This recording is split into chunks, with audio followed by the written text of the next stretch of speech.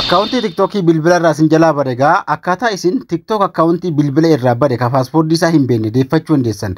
Akkaawuntii TikTokii fooloo guddaa wajjin gaa isin jalaa bade paaspoortii isaa hin beektan yoo ta'e haala kamiin haala isin deeffachuu dandeessan jechuudha. Akkaawuntii takka gaa dingataan bilbila isin jalaa bilbila irraa baduu danda'a yookaan immoo bilbilli keessan fudhatee isin jalaa baduu danda'a jechuudha. Karaalee isin itti deeffachuu dandeessan karaa sirrii ta'een isin agarsiisu jechuudha. Kanaan dura viidiyoo takka agarsiisan jira.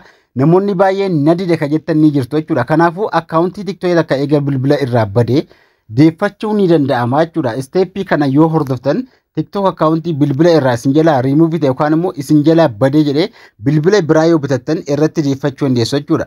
Haala kamiin haala isin gaa akkaawuntii kana deeffachuu dandeessan isin agarsiisu. Akkaawuntii TikTok takka fooloo guddaa hojii yoo badee gattanii isuun hedduu nama aarsa akkasuma fooloo guddaa wajjin immoo baduun isaa ni danda'ama jechuudha. Akkaawuntii tokko gaa fooloo fudhatee baduu danda'a.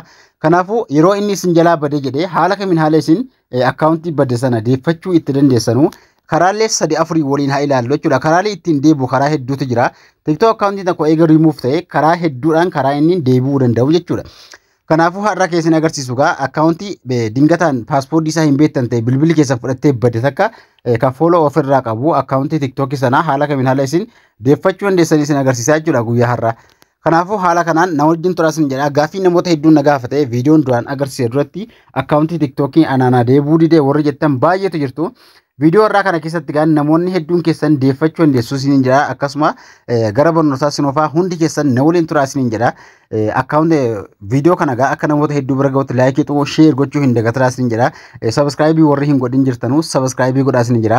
Gabaabumatti gaa gara appilikeeshinii TikTokii ni deemna jechuudha. Appii TikTokii irra ni seentu akkaawuntii TikTokii bade deeffachuudhaaf.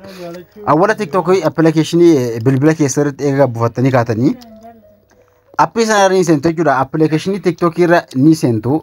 Appii irra seenuudhaan waliin haa ilaallu jechuudha. Appilikeeshinii irra eega seentanii gaa akkaawuntii kee TikTok deeffachuudhaaf gaa piroofaayilii keessanii tuqxu yoo dhiqata ka biraa bilbila keessaa qabaattan illee ni danda'ama. Akkaawuntii biraa bilbila irraa yoo qabaattan gubbaa irraa gaa mallattoo xiyyaa gaggaraagalte gaa tuquudhaan akkaawuntii haaraa deeffachuu barbaadda sana itti jijjiirtu adda akkaawunta ka jette gaa ni tuqxu jechuudha. Yoo akkaawuntii biraa bantanii itti fayyadamaa jirtan.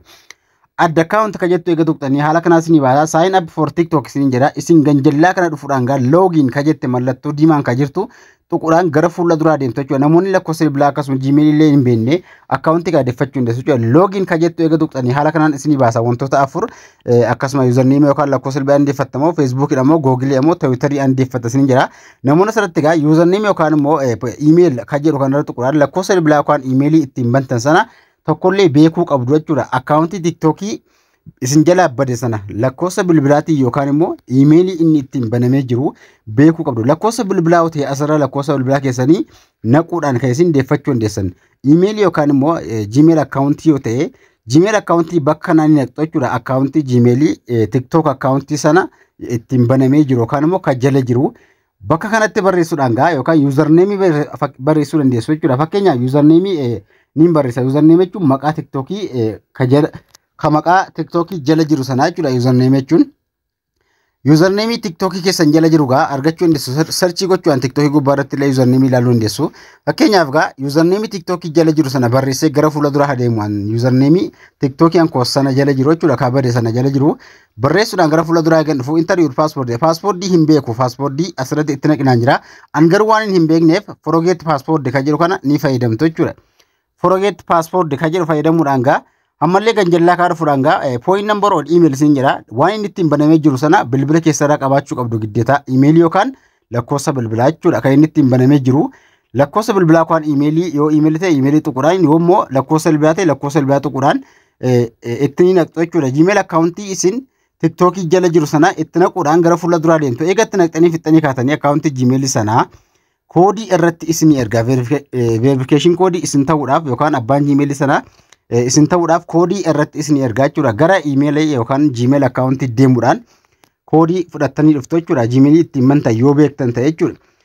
Yoo immoo lakkoofsa bilbilaa ta'e ofumaan gara meesejii isin galchaa jechuudha. Gmail isaa irra seenuudhaan gaa jijjiiruudhaan Gmail akkaawuntii ittiin banattanii qabdan sana irra seenuudhaan gaa asirratti kunoo TikTokiin isin ergee jira jechuudha. Gmail sana irratti yoo Gmail sun bilbila keessa irra jiraate koodii irratti isin ergaa koodii sana gaa asirra naquudhaan verify ni gootu jechuudha.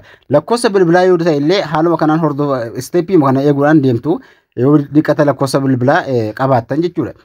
Asirratti gaa eega isin gara fuula duraa dhuftanii paaspoortii itti naqisiniin jedha. Paaspoortii haaraa uummadhuudha. Awwala hin beektan waan ta'eef paaspoortii asirratti numuu qabdan. Lakkoofsa qubee adda addaa wal makuudhaan paaspoortii jabaa ta'ee lakkoofsa xiqqaa lakkoofsaa fi qubee guddaa fi xiqqaallee mallattoolee adda addaa fayyadamuudhaan illee paaspoortii jabaatiin naqxu jechuudha. Paaspoortii sun likkii yoo hin taane haala kana isin agarsiisa jechuudha. Kan nam tokko haala kana isin baasa. Yoommoo paaspoortii sun likkii ta'ee daayirektarii karaa tiktookii isin deebisa jechuudha. Fakkeenyaaf paaspoortii sun yoo likkii ta'ee likkiitti yookaan sirriitti xinixxanii yoo jettan qayxaadhuma paaspoortii sun yoo likkii ta'ee yeroo isin akka neekist gootan qayxaa gara tiktookiitti isin deebisa jechuudha. Gara tiktookii bilbila irraa qabdan sanatti isin deebisa haala kanaan jechuudha. Akkaawuntii banta sana argachuu barbaadan gaa piroofaayilii keessan tuquudhaan kan argachuu dandeessanu. Piroofaayilii tuquudhaan gaa yookaan akkaawuntii badee jiru sana isinii baasa yookaan immoo gubbaarra tuquudhaan akka nama isin agarsiisanaan itti jijjiiruudhaan akkaawuntii badee kadeeffattan sana laaluu dandeessu yookaan arguu dandeessu isiniin jedha. Haala kanatti fayyadamaa isiniin jedha. Viidiyoo kanarraa waan isinii galuu deebii jiraatu komentii na barreessaa isiniin jedha. Viidiyoo akka namoota hedduu bira ga'uuf laayikii tuquu sheer gochuuf hin dagatinaa isiniin jedha. Gaaffii qabaattan ammallee ajjalatti komentii na barreessuu dandeessu. Bannoonni har'aa asumatti dhaabata.